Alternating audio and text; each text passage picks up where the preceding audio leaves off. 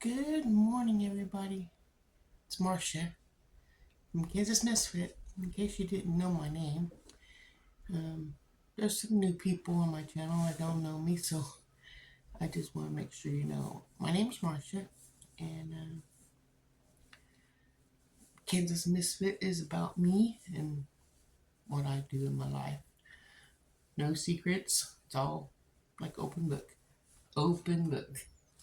I took notes on some herbs, and did you know I learned that cilantro and coriander come from the same plant? I did not know that. Let's see what else we can find out about coriander and cilantro.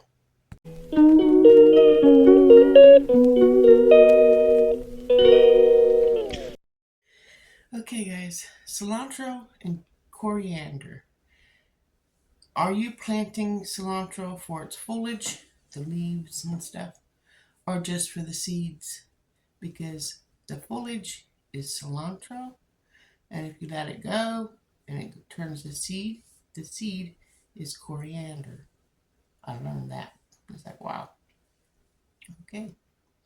You want to direct the seed, your cilantro seed, outdoors after the danger of frost has passed, and lightly cover it with soil. Don't pack it down or don't put it in too deep. Just lay it in there and then lightly put soil over it. And then you want to thin it every 4 to 6 inches once it starts growing. And you cultivate to reduce competition from the weeds, of course. That's the hard part for me, anyway. I have lots of weeds every year, it seems like. If planting for your coriander seeds, you want to plant them in the summer in full sun. And keep the plants on a dry side and don't feed them. Don't put no fertilizer or anything like that on them. Just let them grow. If planting for the foliage, you want to plant it in the spring or the fall in part shade and keep watered and fed. So, with me not knowing much about herbs, I'm glad I learned this from reading my library book and taking notes, because I can refer back to my notes and not have to worry about what book was it, what page was it, blah, blah, blah.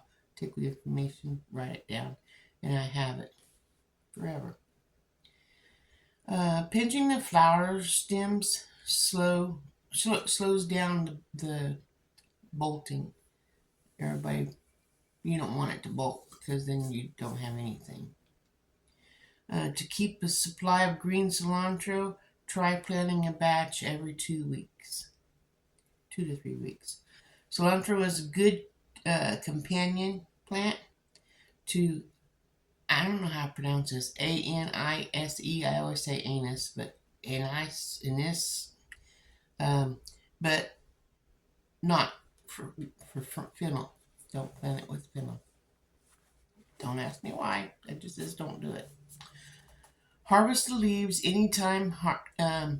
Harvest the seeds when the plants have turned brown, but before the seeds scatter.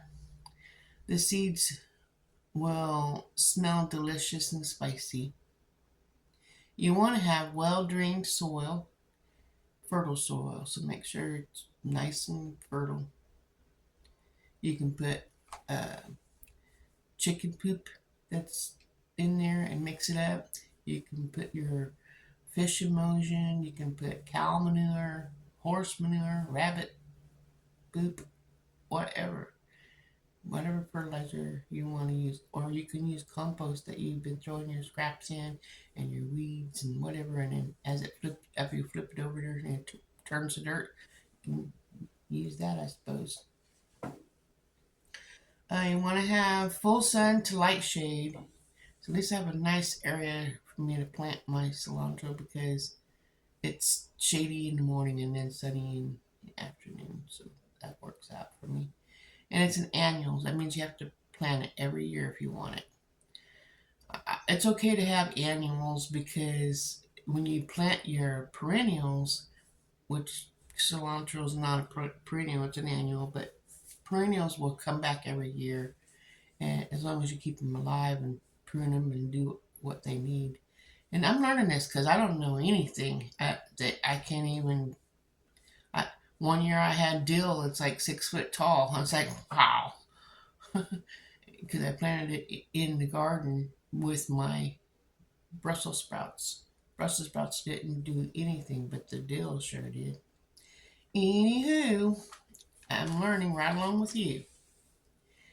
And if you know anything that you can share that will help me learn about herbs or anything else for the garden, for that matter, comment in the comment section so I can get that knowledge from you. And I can take it or I can leave it, but I would love it if you'd share it.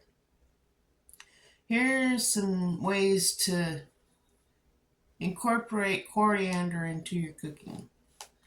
And it gives a few ways here. It says combine ground coriander with minced peeled fresh ginger and butter and stuff the mixture into the skin of your chicken before broiling. Or add it to stuffing. I just wrote these things down because I thought might need it sometime. Might want to try it, you know. It says mix ground coriander with equal parts fresh black pepper, ground black pepper, or ground ginger, and a little salt, like a rub. And then rub it all over your pork tenderloin and let it sit for 15 minutes before cooking in just a little bit of oil. You want to roast it 400 degrees for 20 minutes. Hope that helps somebody.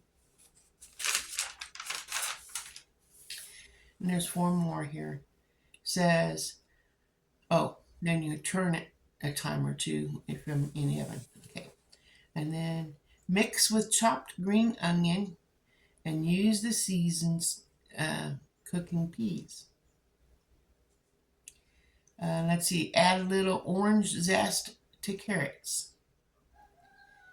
Mix in eggs before scrambling. I never thought of that. And then add to the spices and gingerbread and spice cookies. Little things to try. And that's all I have on cilantro and coriander. I hope you enjoyed it. Hope you got something out of it. And if you did, smash the like button. Share this with your friends. So someone else might get some knowledge that they don't know. Or they do know. And they can leave me a message on things that would help me like I'm trying to do you. I hear my roosters calling, so it's time to get out there and let the birds out. Give them something to eat and some love. Visit with them a little bit. Because I'll see you guys tomorrow in the next video. Have a wonderful day. Remember, God loves you, and so do I. Ta-ta.